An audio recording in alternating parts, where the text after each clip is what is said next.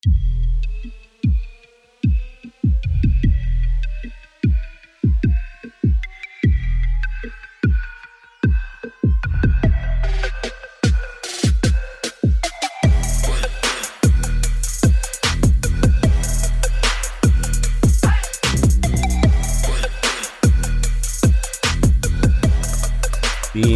is Monday. I just forgot the damn day. Monday, February 12th. And then for those that are watching this or listening to this, tomorrow is Tuesday, February 13th. And we're here to talk about sports. And we'll do so every Tuesday, showing love to all of you watching on YouTube Live. We will 100% be covering the Super Bowl, which I absolutely believe this is one of the better Super Bowls. Not so much in the first half, but we'll definitely get to that. And we absolutely missed the NBA trade deadline, so we're absolutely going to get into that. And we have a special guest back, which is not even a special guest anymore because, again, he's pretty much a part of this podcast just as much as Sam and I are. But Harrison is back, so hello to you, Harrison. Let's just get into it. Now introducing the dominating and most dominant trio? Yeah, trio. Should stick with tag team. I'm going to go with trio because you're here today. Is the Beast from the East. We are not chasing points. Yeah, we're chasing points. Sam's here. He's the brains, the advisor. How are you doing, Sam? Where's your microphone? Up my ass. Oh, wow. It's just, it wasn't in front of you. It's far away. Yeah. It's far away. Yeah. You were in it was almost like you were in an empty room or something. No, I'm good, man. What's up? Microphone's here. Happy Super Bowl hangover. And on to... I don't think I had one of those. The 2020, I don't either, but on to the 2024 season, right? We're ready? Yeah.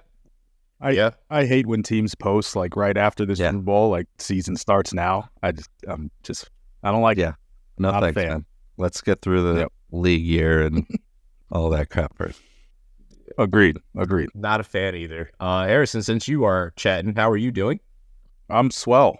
I thought it was a great game too. One of the better ones is maybe a stretch, but it was a great ending and a great second half. So I enjoyed the whole game. But tough to stack it up there with some of the great Super Bowl games. Definitely did not enjoy the whole game, especially not the first half. The second half, absolutely enjoyed. But that's that. I am just here so I won't get fined. I am Branden, and this is episode 123 of the Chasing Points podcast. So, gentlemen, we've already scratched the surface on this, not even really, but the Super Bowl was yesterday for those that are watching us live on YouTube, and those that are listening, that'll be 2 days later, tomorrow when this podcast drops. But a lot to talk about, a lot of storylines. We spoke about this last week on what were key factors that needed to come into play, and a lot of them, I wouldn't say a lot of them, but several of them came to fruition of us chatting about it. And there's just some things that we definitely and absolutely did not see being a part of this game. So let's get to the score to start this right off. The Chiefs win Super Bowl 58 with the score of 25-22 against the Niners, the Whiners. Patrick Mahomes threw for 333 yards. Now, I'm just going to stop right there and speak to both of you. Did it even feel like he threw for 333 yards? Because No. it sure didn't feel like it to me. Okay. I mean, they had 16 yards in the first quarter, so pretty impressive. That's fair. That is fair. I'm just still kind of puzzled how. Well, I mean, it's Mahomes. It just was weird how it started off. But he was 34 for 46 with 3 touchdowns, 1 INT, and that's his first interception in the playoffs and the first in the Super Bowl. Mm-hmm. Wow. He also led the team in rushing with 66 yards on 9 attempts. So now him and Steve Young are the only quarterbacks to lead their teams in rushing and win the Super Bowl. And Mahomes now also owns the record for the most career rushing yards in the Super Bowl history. So now that adds to his 3 rings and 3 Super Bowl MVPs, and he's only 28. And I know we're talking like- about his passing yards too, and I was looking last night. I was like, how did Kelsey get 93 yards? I just feel like he wasn't really involved. I know he had that long one for like 20 something yards, but like, yeah, I was like, how did that happen? But yeah, no, it was a perplexing game, especially to start there. I mean, we'll definitely dive into it, but it was. I turned to my friend a couple times and was like, this is a legacy moment. And it happened every time. Like Patrick just was like, all right, I'm not fooling around. I'm just going to run. And like he would just, and he didn't slide when he should have. He like kept going. And luckily he took care of the ball. But like, it was like, all right, I am not letting us lose this game. Mm-hmm. And that is like just, we're going to blow a lot of smoke today up, with Patrick Mahomes, but it's deserving. I mean, like it was like just a great performance, even though it didn't necessarily jump off the stat sheet. And a lot of the play throughout the game was, hard to watch at times, but it was like it was a legacy moment for sure. Yeah, I said last week, Hayes, I was like, we were kind of talking about which would be his kind of favorite or his favorite Super Bowl. And I leaned towards like the last one when he got back after losing to the Patriots and beat the Eagles and got back to the top. But I'm going to say this one now because the way he performed, he was basically him. Like it was all him. Yeah. The 49ers, I didn't really see it coming, but they were the better team. They should be kicking themselves over and over again for all of the missed opportunities they had. And the only reason the Chiefs won this game is because of Patrick Mahomes and his greatness. And I could see him having this as his most memorable game and most memorable Super Bowl performance. Like you're driving down, you're winning the game with no time left on the clock. So, this definitely switched my thinking of what would be his most impressive performance. And I guess he'll probably keep raising that bar. I don't see why not. Yeah, I don't either. But it's impressive because you just made a point that I thought about to myself. Last year, they were not the better team against the Eagles. The Eagles were the better team and were the best team all year. And the Niners were the better team compared to them all year. And they beat both of them. And they beat both of them in the second half. And there was too much time given to Mahomes in both games.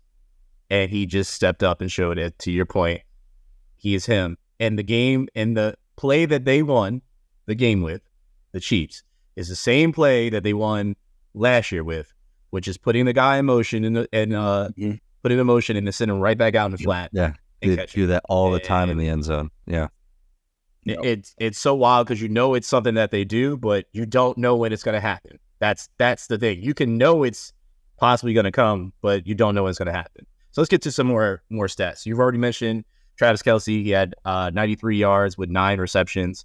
He led all Chiefs receivers. We'll get to the other side. Brock Purdy threw for 255 yards. He was 23 for 38, 1 touchdown, which I can't wait to touch on that. So we'll get back to that. CMC had 22 carries for 80 rushing yards. Wasn't enough. 8 receptions for 80 yards. Wasn't enough. Debo, crybaby ass Samuel, had 3 carries for 8 yards and 3 receptions for 33 yards. But apparently he's him to himself. The guy that would have won MVP if the Niners would have actually won would have been Juwan Jennings, yeah.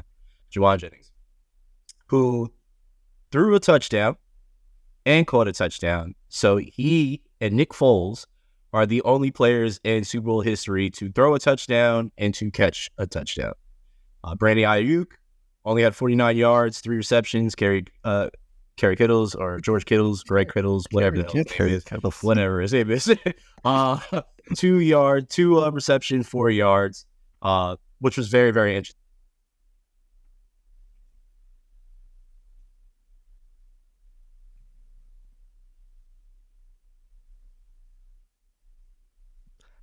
For me, it was go ahead, basically. Go ahead. Well, for me, it was basically Christian McCaffrey not seeing the ball in the third quarter. with that lead, and they kind of went away from the run. I think they ran 6 or 7 straight passing plays, and what was getting to them to that point was dominating the line of scrimmage and running the ball. So for me, that was super perplexing. Obviously with Debo, he had the hamstring injury and was definitely not 100% the rest of the way out. And then Jawan Jennings, like you said, he came kind of out of nowhere, and he had a masterful performance, and he was kind of the best player on the field on the offensive side of the ball for the Niners. So, just not enough. Like they weren't bad. They dominated a lot throughout the game. Almost all the game, they were pretty much dominant, except for that third quarter and the end of the fourth. But, that's kind of where I have it. Yeah, they led the majority of this game, right? And it's just why not? Pretty much. You have the best running back in the league. He just won Offensive Player of the Year. Clearly, you have the best running scheme in the NFL. It's just salt the game away a little bit more. I don't know if it was an element of surprise kind of thing. I mean, Brock Purdy, it was, again, although the inverse now, instead of second half Brock, you had a much better performance in the first half. If he played that way the whole game, the Niners win the Super Bowl. I'm not saying that he didn't do enough, but could have done more. But I think it was a little too late by the time Shanahan got to say, all right, CMC should get the rock more. And that, they reference it on the broadcast a lot.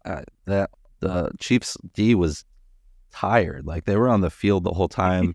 They're saying how Spags doesn't really rotate guys out too much. And you're just gassed. They're at one point they're on the field 5-6 minutes, So that's why not give it to one of the best offensive players in football? I don't know. But you can look a lot of different ways where this game was lost. I was joking with you, Harrison, before the podcast that there was a prop bet of over 2.5 players to throw a pass. And that I made a mental note that I should take, and I forgot about it. I didn't take it, and it would have hit because, Jawan Jennings throwing bombs out there. They lost this game in a lot of different ways. I saw this. We can. I'm sure we'll talk about Kyle Shanahan and his lack of performance in the second half of Super Bowls as a coordinator, as a head coach. But he has scored, I wrote this down, he has scored 3 combined points in the fourth quarter in all 3 of his Super Bowls. His team, 3. Oh. And that was the Jake Moody field goal in the fourth quarter yesterday. So as much as I don't want to pound the Shanahan narrative here, it's you can't win doing that. Not with the best quarterback of this generation. You can't do it. No, it seemed blatantly obvious. He's just overthinking it. He just overthinks it. Just hand the ball off. You got the best running back in the league. Keep pounding it. But I'm sorry, I don't know what happened to me, but I'm back. What did? Hey, keep rolling. What? We're good. Did we get into keep rolling? Yeah, we're good. Longest field goal in history yet? Well, since we were talking about Moody, let's get right. Not yet. So. Moody, literally, Jake Moody breaks the Super Bowl history record of the longest field goal, which was 55 yards, only to have it broken later on in the game by Harrison's long-lost cousin, Harrison Buckner, with 57-yard field goal, which it was a straight dart. It was very, very entertaining to see that go through the uprights. Again, I always feel like every year in the Super Bowl, there's always some crazy amount of history being broken somehow, some way. I don't know if it's now because of it being more of an offensive game now that we're seeing more records that we thought probably would never be touched, right? And also, obviously, athletes are getting stronger. There's more, I guess, strength and conditioning that wasn't available and accessible prior to with all the older records. But how long do you think this record will stand? You think it's just going to stand until next year? I didn't even know. It doesn't even seem like long enough to be the record, as you just pointed out. Like it was a 30-year record. Yeah, it's just wild, especially with it's just like a complete statistical anomaly. Like that's just all it is. I mean, you could make a case especially if it came to a game-winning field goal that you could give Butker the MVP because he was just. I mean, he's one of the better kickers in the league, but like he just showed up and he's had a great year all year. I don't think he missed from 40 out all year. They said so. Like, I mean, he was like 7 for 7 on 50 plus. Yeah, like how many kickers aside from Justin Tucker would you want on your team? Maybe a handful right now. Before Harrison Butker, right? Like it's like he's like second for me. Oh yeah, So yeah, just a hell of a performance. But they back to the Chiefs for a second too. Like they were completely rattled. You don't see a team like they showed a lot of this through the regular season, and they had a lot of growing pains and a lot of drops and a lot of miscommunication. And they just all of a sudden, when the playoffs came or when it came crunch time at the end of the season, they cleaned themselves up. They did what they needed to do. They were poised and all of that. And then all of a sudden, you just, you lose it, and they're just all over the place.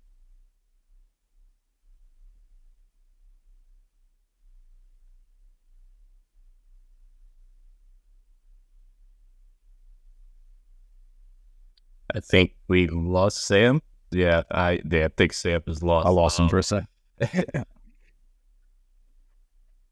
No, I'll just add on there too, like with the Chiefs being completely rattled. Like obviously, the entire game was not, of a great standard of football, especially that first half. But I found the first quarter extremely interesting from the sense of like the Niners just punched them in the mouth. Like they came out like absolutely dominant, and then like I was like, 10 minutes in, I'm like, wow, my pick is very wrong here. Like they were controlling every bit of the game.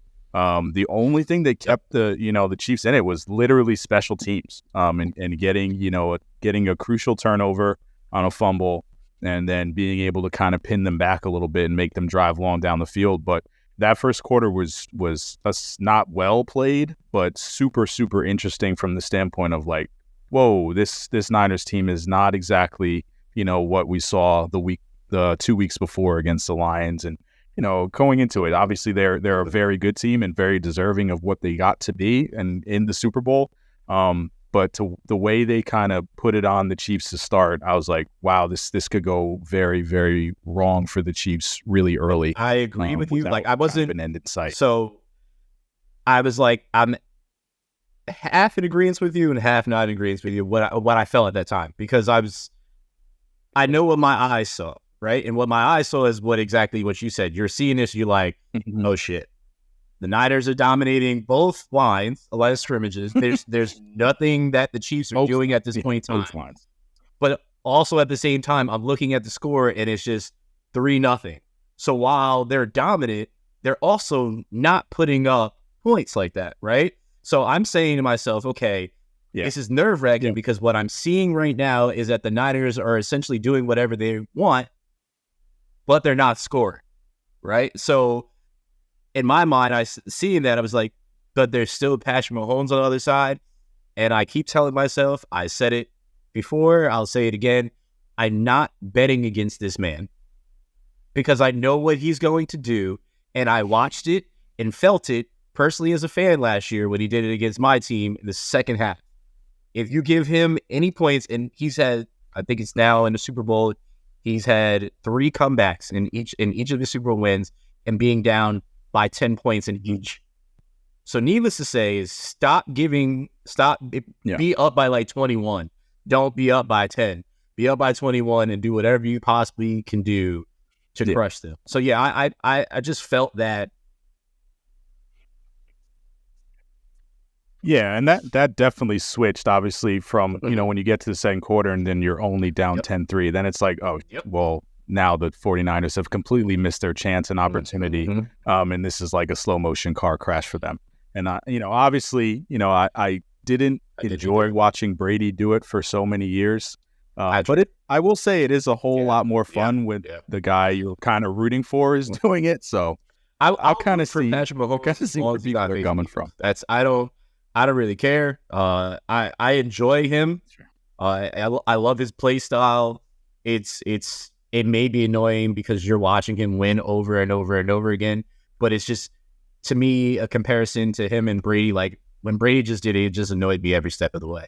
Like, it just every step of the way, and I wasn't even in every division. Time. Like your team is in that division, so for me, it was just like I just hate it because New England fans were just super obnoxious, and we had like a ton around here, so I would just hear it nonstop over and over again. So now I just love that they have fallen flat in their face and can't even say anything except for talk about old rings. But there's that. Let's talk about what has become now a meme, a GIF. Everybody has used it as a way to promote their social media today. But it is Andy Reid and Travis Kelce and their sideline dispute that was super.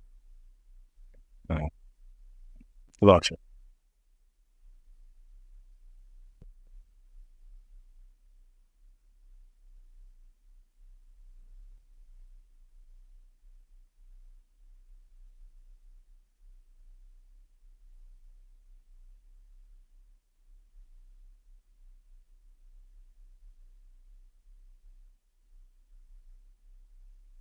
Jermaine Dupri, right? Jermaine Dupri. Yeah.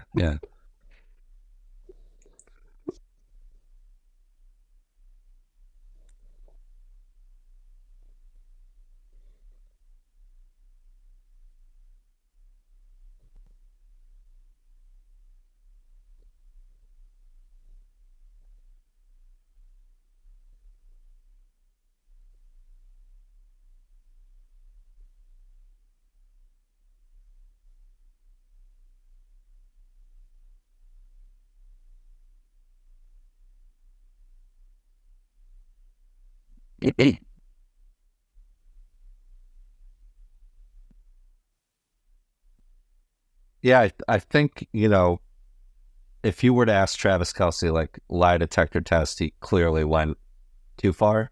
And in the heat of the moment, this team is getting, like, they are just outmatched. They just can't they're trying to figure out this, excuse me, Steve, you got to give Steve Wilkes and the Niners, like, credit there. They just confused the hell out of Mahomes and the rest of the team.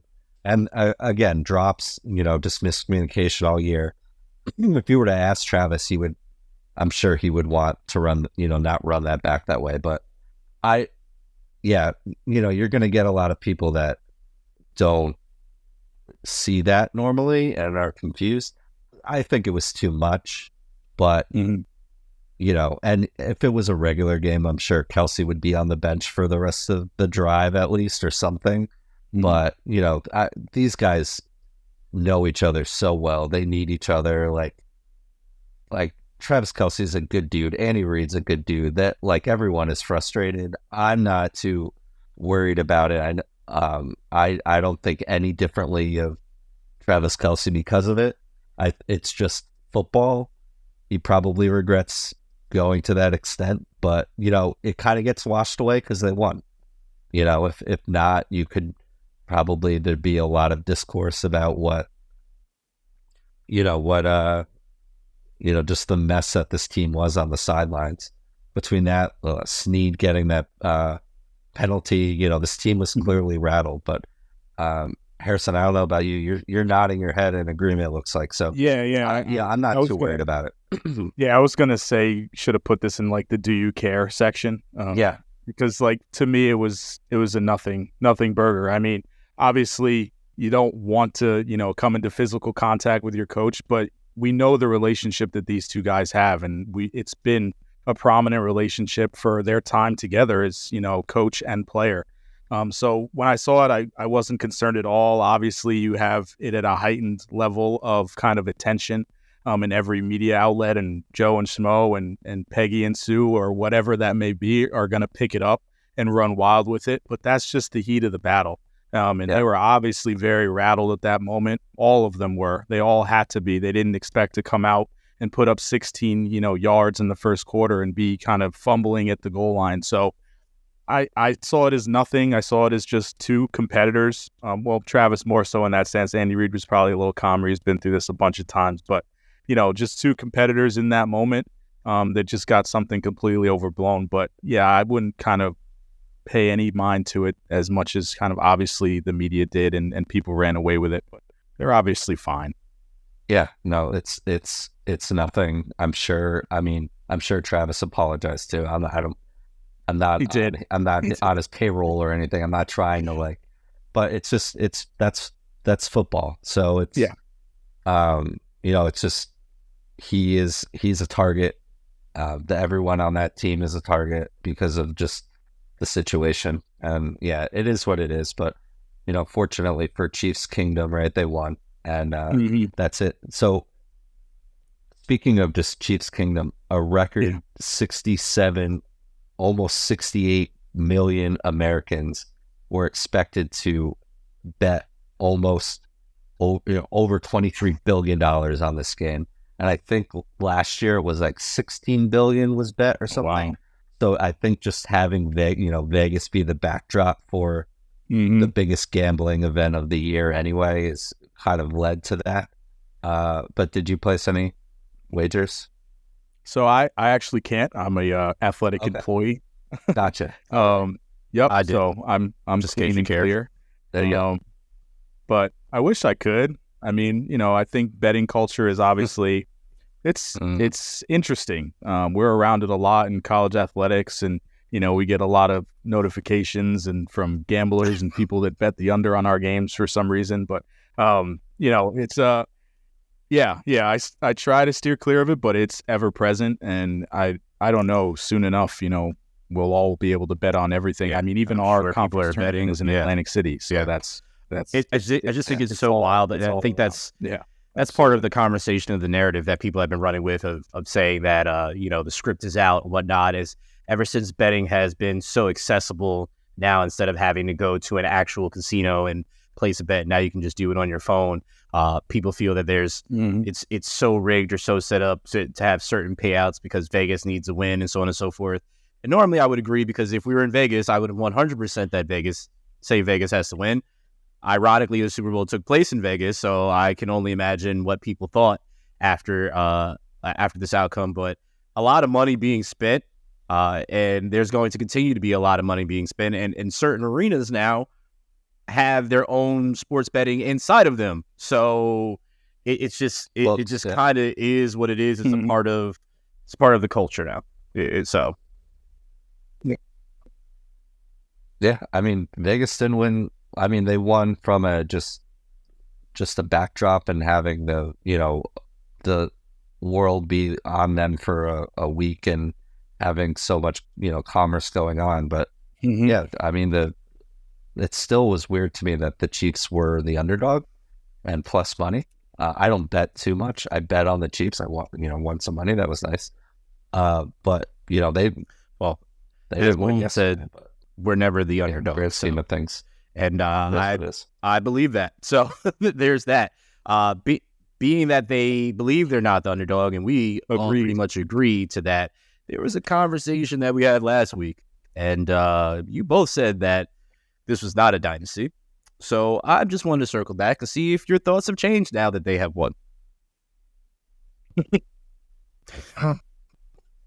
It's the start of one. Okay. Because out this last night, our text thread was just speaking of being on payrolls. It's just not. It's not. You have to win 3 in a row to be a dynasty to me. In any sport, it's got to be 3. It's got to be 3. Has anyone ever won 3 Super Bowls in a row? I just I said this last week, and I mean, I think it is. I don't think it even matters, but. This is, if it's not a dynasty or if it wasn't a dynasty on Saturday, per se, it's as close as we're getting to one, for the immediate future here, because it was just greatness there. Patrick Mahomes has played in the NFL 6 years. He has been in 4 Super Bowls, and the other games that he wasn't in a Super Bowl, he lost the AFC Championship game. And when he lost, like, who do you lose it to? Like, were they both to Tom Brady? Like, one was to Tom Brady. What was the other one? I don't remember. But like, it's like that's like dynasty level play right there. I mean, they're super close. I guess I don't even think it matters. Like, who cares? Like, I mean, I know we're talking about it because everyone seems to ask this question, but I think what we're really good at, the three of us, is just kind of, who cares? Like, it's just, it's not important. This team is all time, like, just as far as just the collective talent and coaching and schemes of this team. Like, it's just, absolutely. We're fun to watch. We're not all three of us were not very hot takey, so it's like it truly doesn't matter. And for me, like, it's a culmination of all of the work that's been done. So they still got years here. And will we look back on this team and say they are a dynasty? Probably. Yeah, we probably will. Obviously they've won 3 and 5 years. 3 and 5 years, because they lost to 2 in between.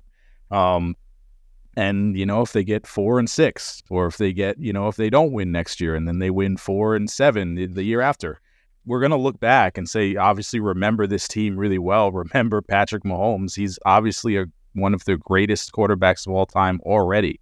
So will they be a dynasty? Yeah, probably. I'd put a lot on that. Are they yet? I don't know. It's just semantics of what you call a dynasty and what you don't. So, yeah, I'm with you. It doesn't really matter if people are calling it a dynasty or not.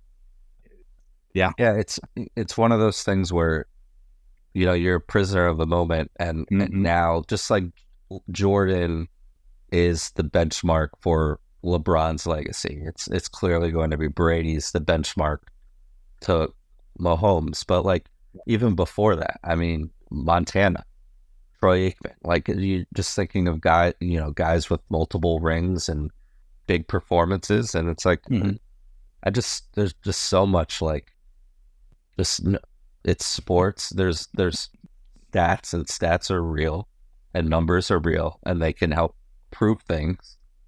But at the end of the day, it's just like, it's opinion. It's this Chiefs team is going to be looked at as just a great collection of talent and what it was, and it's okay, regardless of what it is. It's it's there, but that's how you're judged. That's how you're judged in this. In sports, exactly. Right? It's by what's on your finger there. So, yeah, exactly.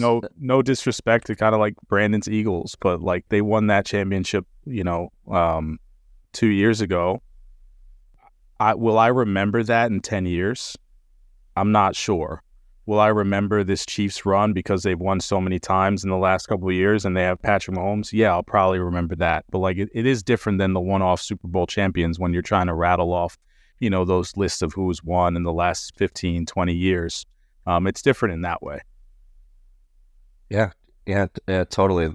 And speaking of legacy, I know we've touched on it pretty much all season with Brock Purdy, but I was ready to say the first half of this game that, like, I never want to hear game manager with Brock Purdy again.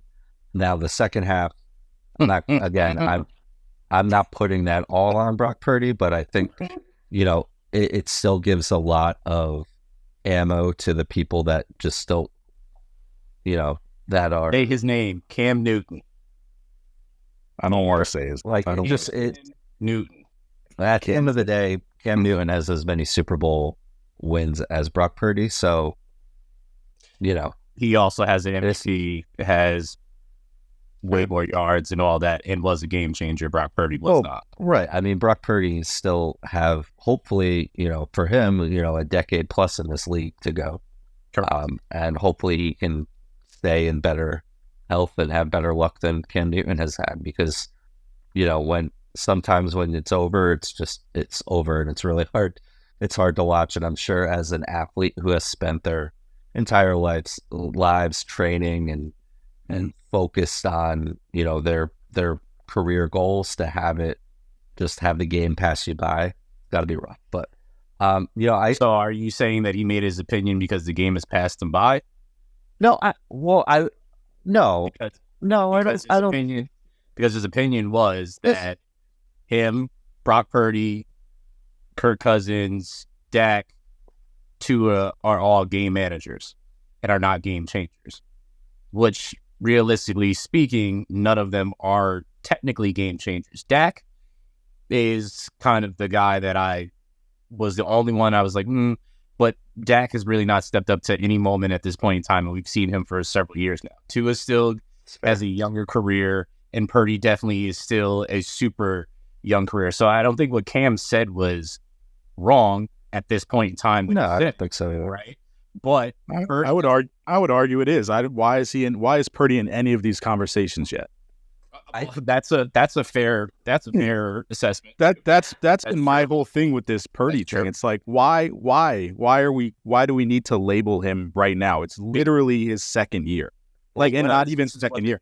He didn't even have a full first year. Yeah. So why is his name in any of these conversations if he's a game manager or what? It doesn't matter what he is. He's nothing yet.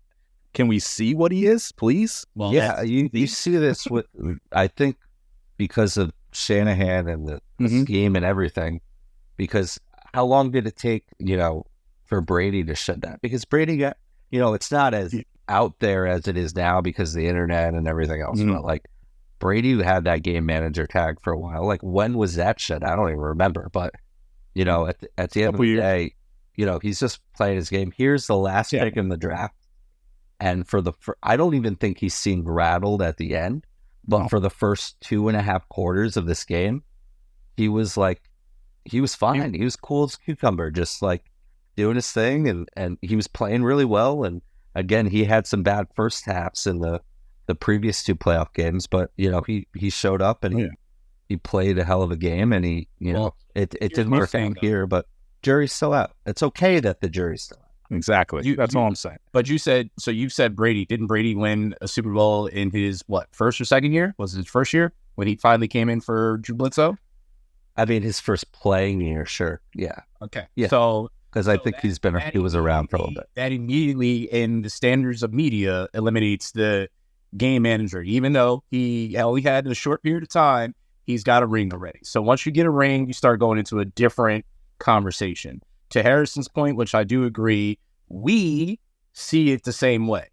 Why are we putting Purdy in anything when it's so young? But how this NFL has shaped up to this point in time is these guys that come in and have, he obviously was Mr. Irrelevant. So again, to your point, Harrison, it's just he shouldn't be put in any box yet. He was Mr. Irrelevant. He's now come in and he's kind of just jumped onto the scene and has been this guy that's been able to help carry this Niners team that's already built to win, right, and get them to the next spot, right? But it was still the same outcome. But this is what media does, and this is what the NFL is now doing with these young guys is you're a number one pick, or you're a guy that comes in and is really, really good automatically, you got to be up to the top. We got to put you in these conversations right away where people like us are having realistic conversations and we shouldn't really be putting Purdy anywhere yet because we don't really know what this is. He could just have 2 really good years, right? And it could just be the system, right? He could just be a guy because Jimmy G was in the same system, got to and still lost, right? So he did the same thing with Russell Wilson. Exactly. But he took the other turn. We were like, oh, he's a superstar. Yes. And then 2 years down the line, it's like, oh wait, no, was he a system quarterback? So Hayes, I don't think the Super Bowl win is the tiebreaker there. I mean, for Brady. Because Brady's clearly special, and we have the ability of hindsight to have this conversation. Because I'm sure if it was 2003 or whatever, we would probably look at it a little differently. But Trent Dilfer has a Super Bowl win. Brad Johnson has a Super Bowl win. There's other guys. It's just I don't value those guys as legendary quarterbacks or more than a game manager. I think they both had dominant defenses, great running games. Yeah. I would say the only, I guess I see one side of it with kind of putting Purdy in these conversations early like this he does show flashes of it, and he did show a lot of flashes of greatness in this game. Like, he made some really, really good throws using his feet, getting around the pocket. He is a very, very, very good quarterback, and I do think he can be pretty elite quarterback at the NFL level if we kind of just let him develop and get there. So I guess I see why it's an interesting conversation. It obviously drives clicks. We're obviously talking about it right now, but it's still so early to even put him in. Like, why does Cam Newton have beef with him? Like, let the man breathe for 2 years. It wasn't just Purdy. It was just in general of him saying this, and everybody just went so crazy and talking about Cam. Like, oh, he's saying this and he's bitter and blah, blah, blah. It's like, but no, he's an actual quarterback that played in the league at a high level. He was an MVP of this league, went to the Super Bowl. Yes, he obviously didn't win. So I actually value his opinion, and I value a lot of players' opinion that played at a certain stature, a certain level to a certain point more than I do some analysts, because you've never played the game. He's been in those same position those guys have been in. He's put in the work those guys have been in, whereas I don't want to give any names and just throw blank shots out there, but any analyst that has never played the game to that platform and trying to tell Cam that he's wrong, like, you don't know what it's like to be a quarterback in the NFL and get hit like that and do what happened, right? So I value it more. Obviously, I know people think he's bitter, but he didn't come from a bitter standpoint when he said it. He was just saying, I just believe that they're game managers. And there's a lot of other people that he probably could have put on that list, but he didn't. Those were just the people that he did. So kind of just is what it is. But I agree with the point that you made, Harrison, and I don't want to continue to beat a dead horse here. I think it's really just early for Brock Purdy, and again, we're prisoners of the moment, and it could also be the same thing that we saw with Jimmy G before. Because it's literally that right now. That's what it is right now. Brock Purdy has already defied the odds. He is, how many Mr. Irrelevance, quote unquote, have succeeded in this league? Yep. Or, guys, 7th rounders, undrafted quarterbacks. I mean, Tony Romo comes to mind, but Tony Romo never made a Super Bowl. But how much credit do we want to, we don't want to give Brock Purdy any credit for getting to the Super Bowl, but we want to, we'll say differently about Tony Romo, right? Like, Tony Romo should have got, or we'll criticize him for not getting there, but we won't give Purdy any credit for getting there, or Jared Goff, or Jimmy G, or whoever, So it's just, we're all saying the same thing. It's a bullshit conversation, but there's plenty of football, hopefully, in this kid's career, and I wouldn't mind him under center for my team, because this is all I've wanted my entire life. It's just a confident quarterback that can move the ball down the field. I talk about it and complain about it all the time. So I'll say this before we move forward, because you mentioned and said in hindsight about Tom Brady. Tom Brady won in his first year, which was 2001, a Super Bowl. He didn't win the next year. Then he won 2003, and then they won 2004. So his conversation was a little bit different from a lot of other people. So sure. I mean, I recollect it a little different. I mean, I feel like even the first three, Tom Brady was the game manager. And people did call him that for a very, very long time. And that defense did win them those 3 championships. I really don't want to hear any different. That is just the flat out. You can make the case how many of those Super Bowl did Vinatieri win, and defense, or the Tuck rule, or different things. I know that wasn't a Super Bowl play. I'm just saying there's caveats to every one of them, but anything else, you could poke. You could apply that to anything. But 100%. No, 100%. Let Brock Purdy breathe, man. Well, we'll let it breathe right now, but we're still going to talk about his team.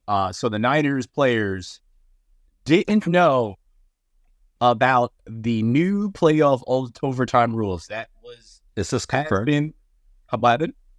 Is that confirmed?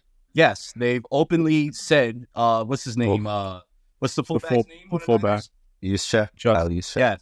Yeah. He literally flat out said in the press conference after the game, or his individual one, that we didn't know that was a rule. Armstead says the same thing. They didn't know. So I didn't remember it, but I'm not a professional athlete playing in the Super Bowl. So what? It's not your job to remember it. It's not my job. It's not. Well, that's a bad look. So I know there's been a lot of conversation.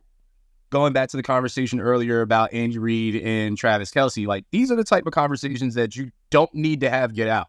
Like your players should know that this is, even if you didn't know, you don't sit down and say, you deny. Because now it looks hella bad on your coach that he didn't take, because it's on him that he didn't talk to you guys and prep you. And then there was I think it was a linebacker for the Chiefs. He said, Andy went through the overtime rules with us every playoff game we had in 2 times for the run through for the Super Bowl.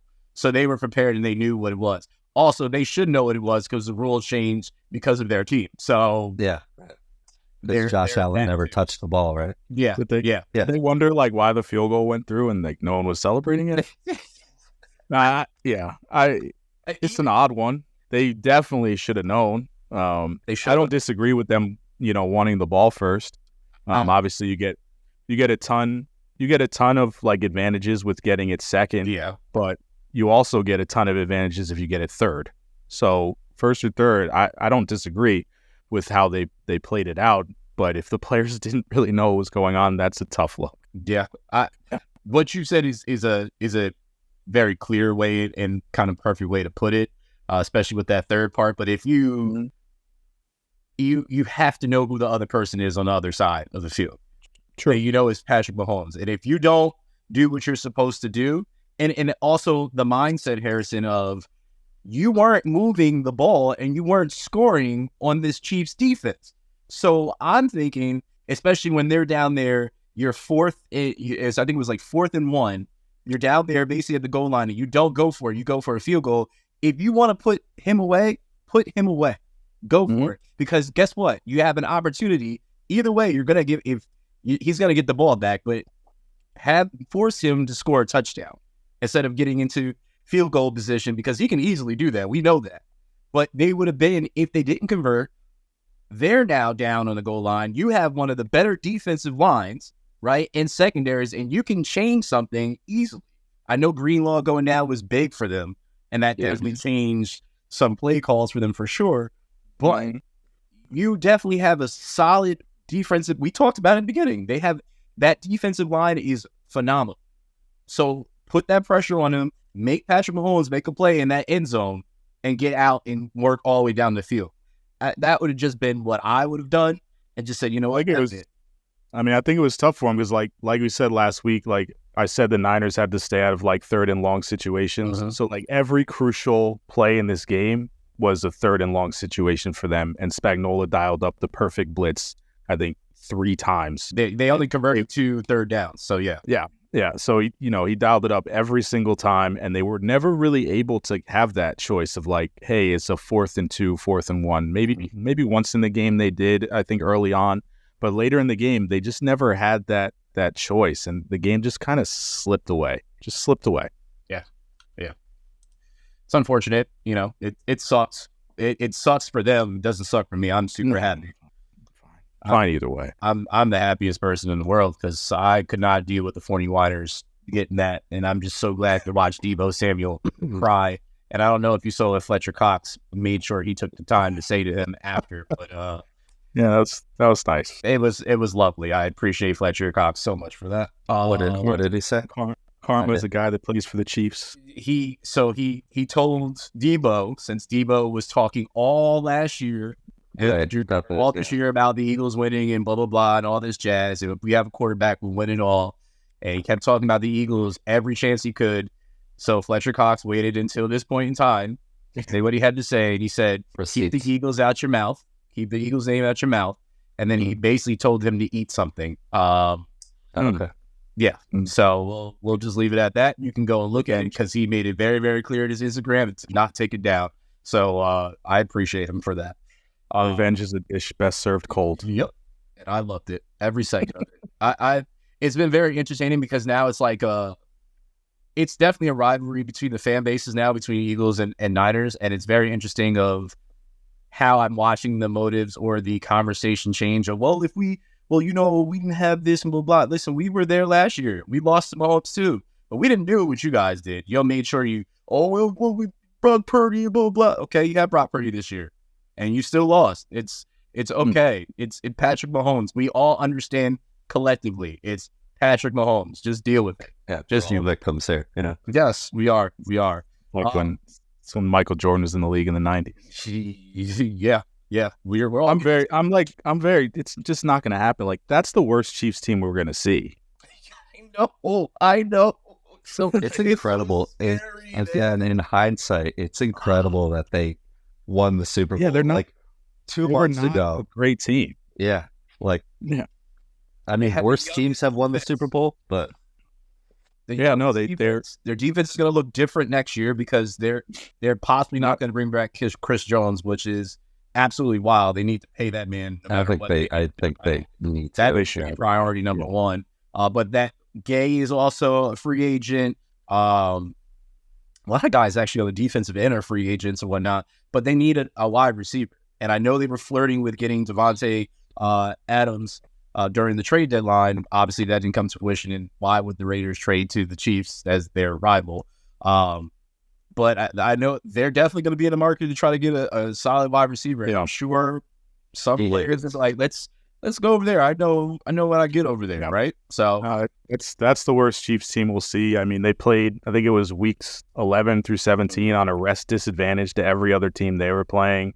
The divisional round on the road, conference championship on the road, like stacked up against them in the first quarter and the whole first half of the Super Bowl, and they still won. And they're going to be better. So, wild. Everyone buckle up. It's wild the fact that Andy Reid and Kelsey have said, yeah, no, we're just going to run it back. We need to try to get that 3P. Going to run it back. Like, why would they not? And they know that they're going to get somebody else. They know they're going to get somebody that's going to help out. Like, just think of it. Like, Pacheco fumbled the ball. I don't know if you guys talked about it like that while it was whatever was going on with my connection. But the fact that Pacheco fumbled the ball so early in the game after having that big play, which was like, it was such an emotional pull. And again, I know none of us are invested because neither one of our teams, right? But I was so like invested with that bomb that Mahomes had, and then Pacheco getting the ball and then dropping it, and then shortly following that, Kelsey and Andy Reid, right? So if just think about that. If they lose the game, that is talked about. I've watched multiple things on TV today, and nobody has talked about that fumble because of how the game turned out, right? So, but check too. Yeah, there was so many twists and turns. Like, I don't get the people that didn't enjoy this game. Like, was it the best played game? No. Was it the cleanest played game? No. Was it exciting? And was there so many just opportunities for this to go either way? 1,000%. This could have gone so different. Yeah, absolutely. Very, very. It really, it was really a heavyweight fight. Like just figuring each other out in the first half. Yeah. I mean, I can respect it now. Again, looking at it, but at the time, I'm like, this game is a mess. Like this is just a sloppy game. Yeah. But here's the thing: if you got the Chiefs on a rope, to close the analogy here, you gotta put them down because that wasn't going to happen. That wasn't going to happen. You had a coach on the other end that had one of the biggest leads and the biggest collapse in Super Bowl history. Yeah, that's not going to happen. He's going to choke every damn time. Yeah, and the same way. Yeah, the same way the Lions did. This is exactly the Niners. Same thing. Last week. I mean, this is exactly what Andy Reid looked like in the beginning of his career, Hayes, and I know you remember, and I remember really well. Yeah. So I'm not going to write the book on Kyle Shanahan. I'm not either. So because he's definitely one of the greatest offensive minds that we've seen to this point. He just overthinks it. He needs to find a way to dumb it down like Andy Reid did. And Andy Reid overthunk it a ton when it was the Eagles, and we lost all those NFC championships over. Mm-hmm. That's what the first half of that game reminded me of last night when I was watching the Chiefs. I was like, this looks like the freaking Eagles. And when Donovan McNabb was under center, so much pain. So, but that's what I would say for Kyle Shanahan. You got to just play to your strengths. Like, you're a mastermind, but you don't need to be. Yeah, I agree. Before we transition, I don't know if you guys said it or not, but Usher, man. Usher. Sure. That was. I only listened to every song. I sung every song. I know a lot of people were concerned with the skates. Clearly, you had not realized that Usher has been doing this at his residency for the past, 2 or 3 years. It's a whole part of this act. I know people were scared when he slid through, who was it, Will.i.am's legs. They thought he was going to take him out. People were confusing her with Northwest, Kanye's daughter. That was her. She's a phenomenal artist. I love her, but I didn't know it was her. Oh, I didn't either. I knew That's my it was her from I love her. Is great. Yeah. That was fun. It was fun. It was a great time. I know a lot of people took away from the that performance his moment with Alicia Keys. That was a bit much. Well, I'm glad Swiss came out and said they're two giants, and it was a part of it. Like, I mean, what else is he supposed to say? They're all grown. They're all grown. Exactly. I think just like Usher, the things that in pop culture you remember for Usher, and then like he's all up on Alicia Keys. Like I looked at my friend, I was like, "Oh, Swiss don't like this. Like this is not going to be good." But like, I guess to it.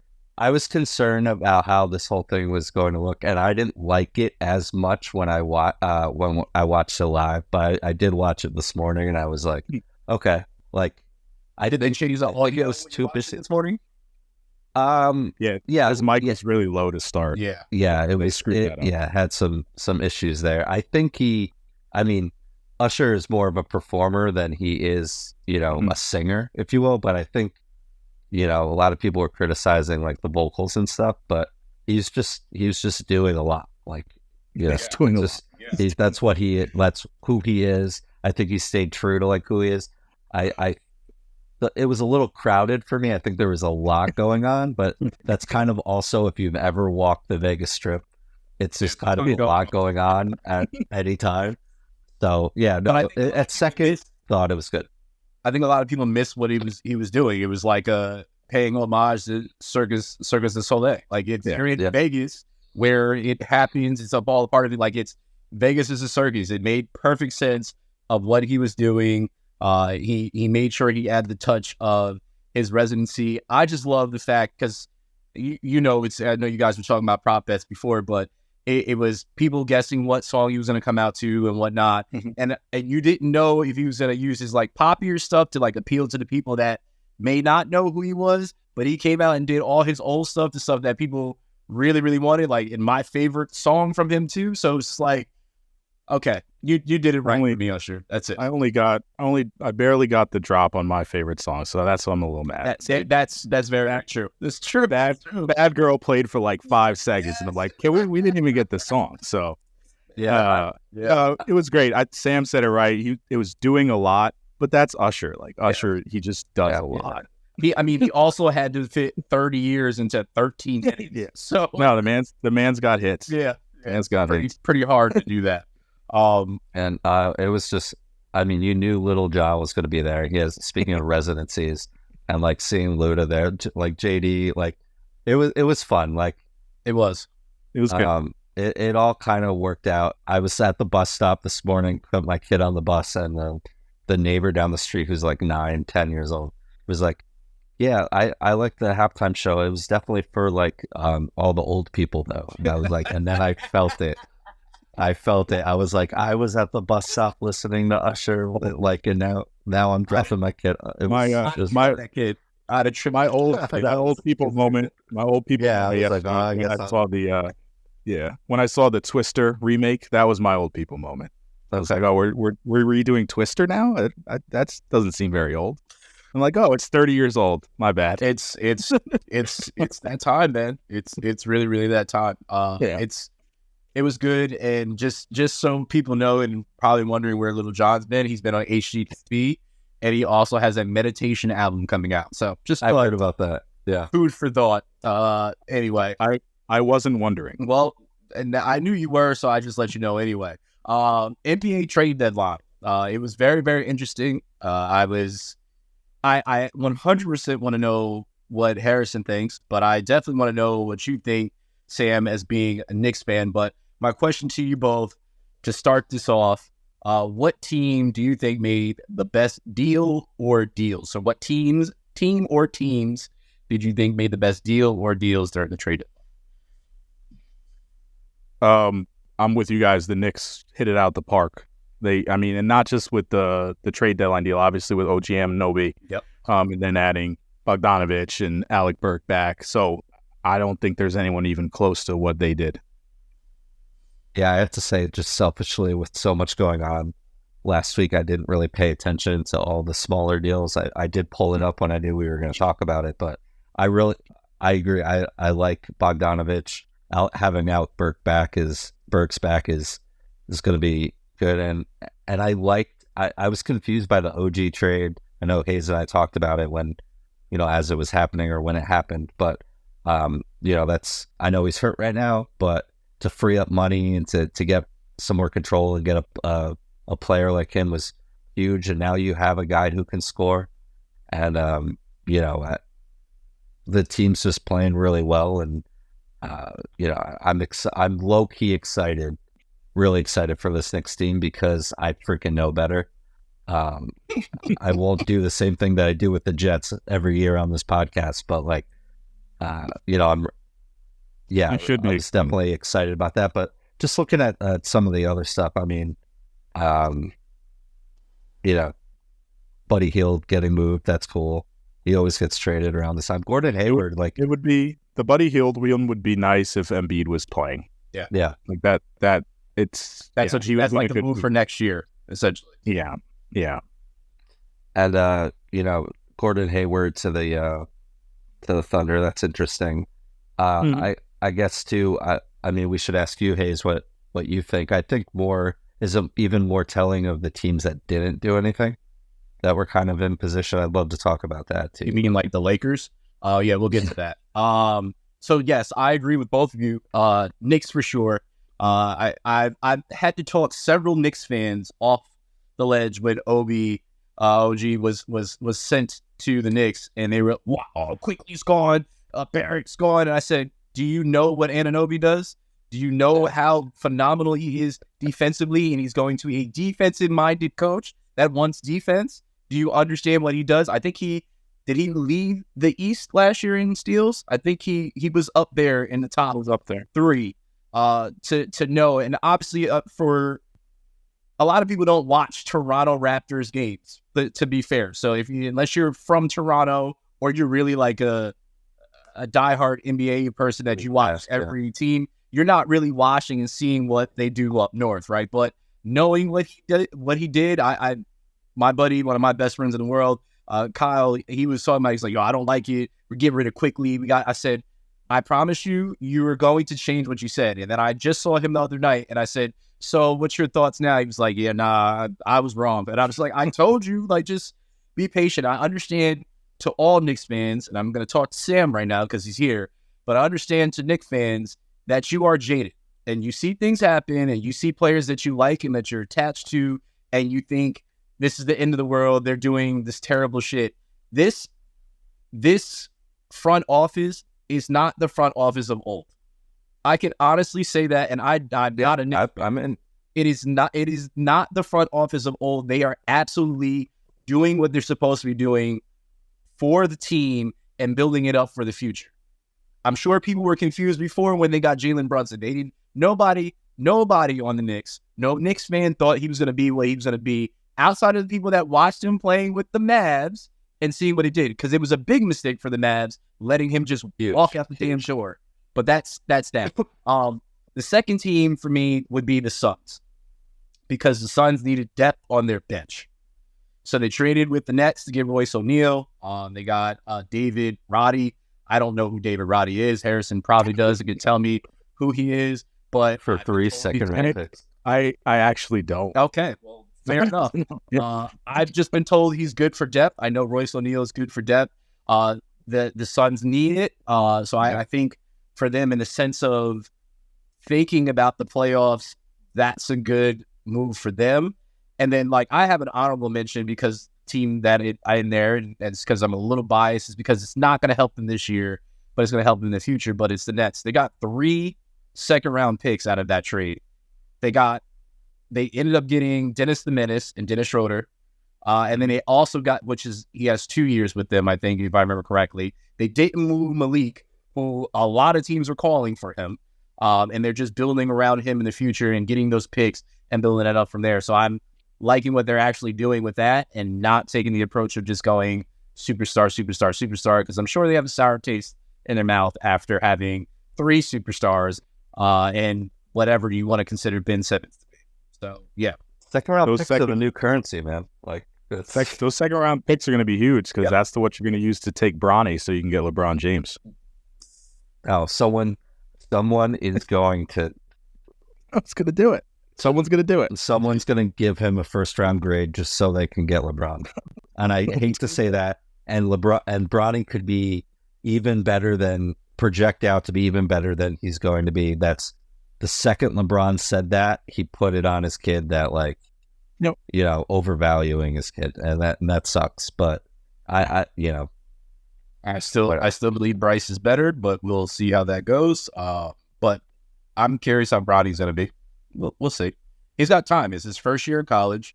We have no idea what he's going to turn into. I'm not expecting him to be his father. I don't think anybody that watches him like that is expecting him to be his father. But I think he could have a good, solid career because he's a guard. He's like a true point guard, if anything, at that point. I just feel that he has to mold into this competition, right? You know what I mean? Like he plays, because this USC team is not necessarily the greatest team at all. They do have 2 former top high school prospects on the team. But I think you're not going to really see the potential of that team until next year or maybe even the year after that. But I think Bronny has the opportunity to do it. I think he just needs to, just like anybody transitioning to the next level, you need time to get acclimated and learn how to play that way. But I think he'll be fine. I'm just interested in what he does. I mean, he really should stay in school. I mean, he makes a good amount of NIL money. Mm-hmm. He just needs more time to develop. Well, with that said, college game and NBA game are so vastly different. Yes. So developing in the NBA is obviously at a premium. I just would hate for it to go like kind of Zaire Wade's career.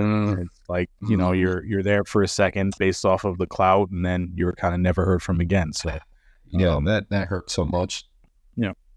So had so much faith in him, and then going to the G League. But I do also like what they're now investing into the G League way more than what it used to be, and they're actually trying to use it as their minor league baseball, right? And utilize it and get these young guys to get called up. There's a particular young guy, that plays for the Long Island Nets that I would be mad if the Nets decided to call him up. He used to play for Marist or something like that, and maybe he would do something for the Nets. But, we'll see. Who knows? He's playing all right. I know. I've been watching. I know he's out in the Africa Cup right now, so I'm watching. Yep. Mm-hmm. Shout out Egypt. Yes, shout out Egypt for sure.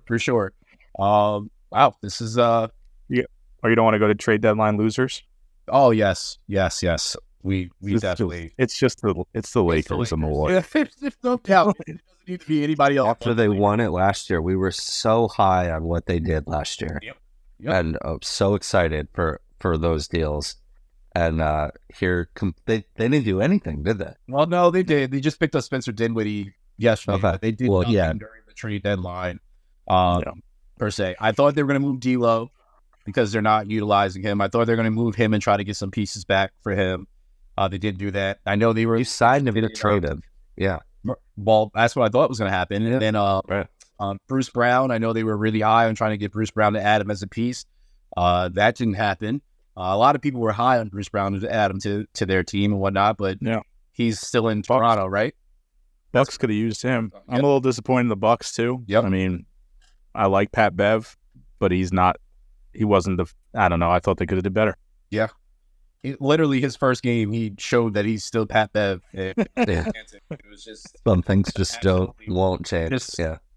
They're struggling right now. They are. So I'm looking forward. Yeah, I'm looking forward to him being on the first take set the first week of April or whatever, because that's what he does. Slamming Doc Rivers. Yeah.